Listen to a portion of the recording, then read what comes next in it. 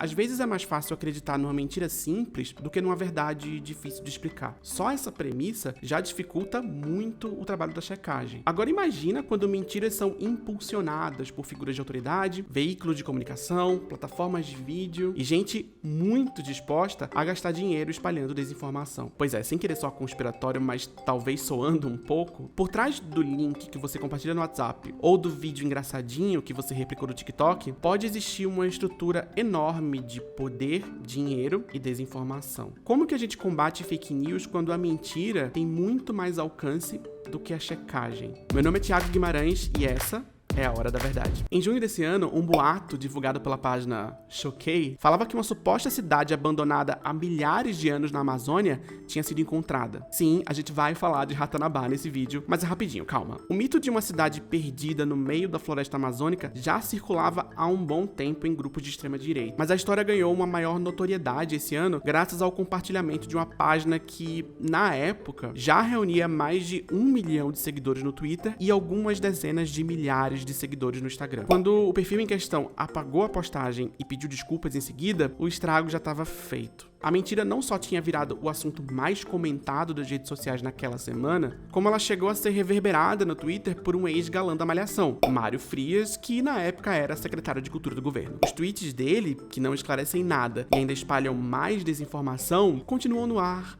até hoje.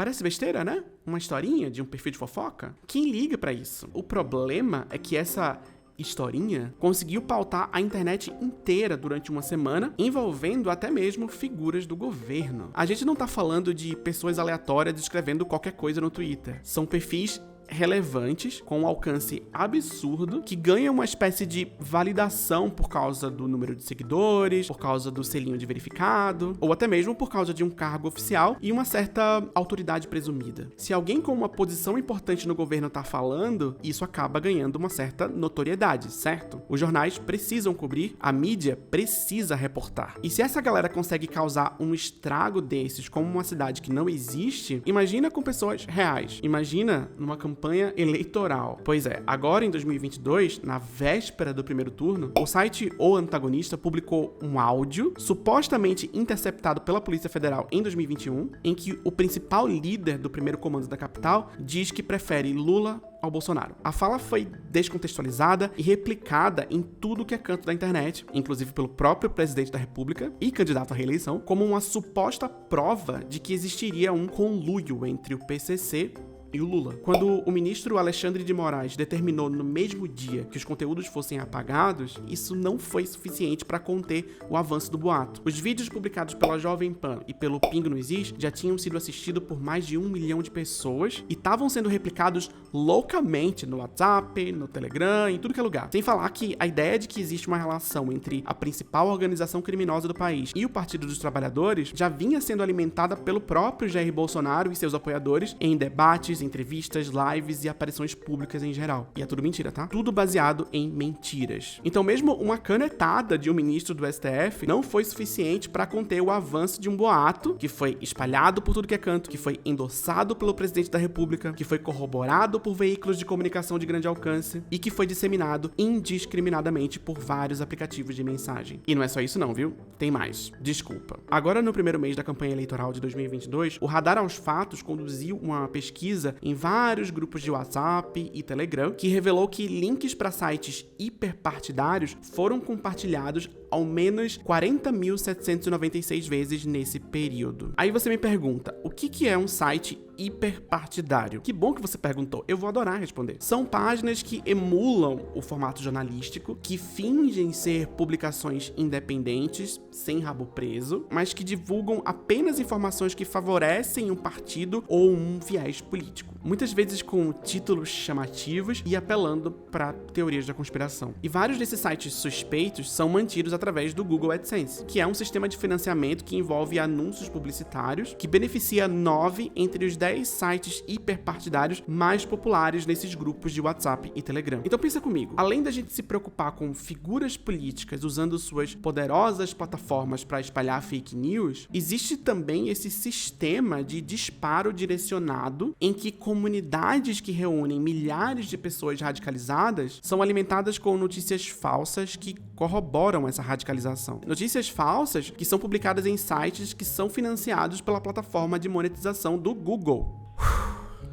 Para ser justo, o Google dispõe de algumas ferramentas de combate à desinformação, mas elas são obviamente insuficientes dentro do ecossistema que se criou e que envolve outras plataformas também. Se um conteúdo é removido por ordem judicial ou porque o próprio YouTube tirou o vídeo do ar, existem diversas maneiras dele continuar sendo espalhado por aí em outros lugares, seja com uma captura de tela ou um simples download. E se esse conteúdo é espalhado num grupo privado, por exemplo, fica ainda mais difícil monitorar e desmentir. Situações como essa aconteceram incontáveis vezes só esse ano. Recentemente, num anúncio veiculado no YouTube, direcionado especificamente para mulheres, a primeira-dama, Michelle Bolsonaro, exagerou sobre os dados da transposição do Rio-São Francisco, dizendo que a obra já estava entregue e dando a entender que isso seria um mérito do atual governo, sendo que quando o presidente Bolsonaro começou a governar, mais de 96% da obra já estava pronta. Um outro exemplo é que, de acordo com o monitoramento do Radar aos Fatos, em grupos de WhatsApp,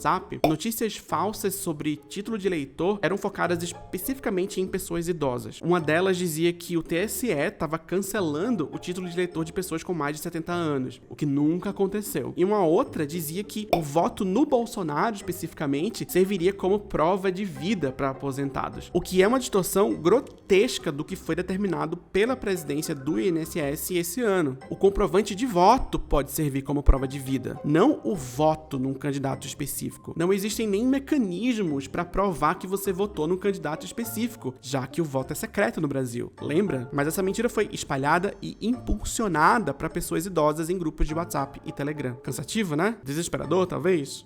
Só um pouquinho? Esse tipo de impulsionamento vem rolando mais intensamente nos últimos 2 meses. Seja para promover os atos do 7 de setembro, para espalhar notícia falsa sobre urna eletrônica nas vésperas do primeiro turno, para intimidar mesários e muitas outras mentiras. O motivo da gente falar sobre isso aqui não é pra deixar você desesperado, não. Eu sei que talvez você já esteja desesperado. Tá todo mundo desesperado. É pra você entender a importância do combate à desinformação. E como esse trabalho, muitas vezes, é um esforço descomunal de remar contra uma maré muito forte. Por que tanta gente acredita em fake news? Porque elas oferecem soluções fáceis pra problemas complicados? Talvez. Porque são narrativas mais ou menos palatáveis em tempos de crise, pobreza, miséria? Pode ser. A nossa relação com a tecnologia favorece a desinformação? Talvez. Existe informação demais circulando e isso dificulta o nosso discernimento?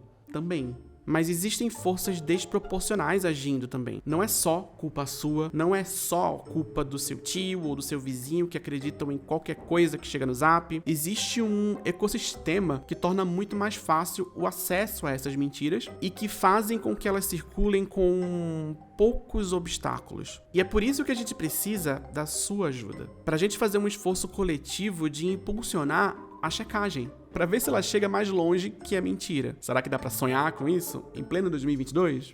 Faltam alguns dias pro segundo turno e tem muita água pra rolar ainda. A gente vai continuar com esses vídeos e o seu compartilhamento é ainda mais importante agora. Vamos nessa? Fica ligado aqui nas redes do Aos Fatos e até a próxima.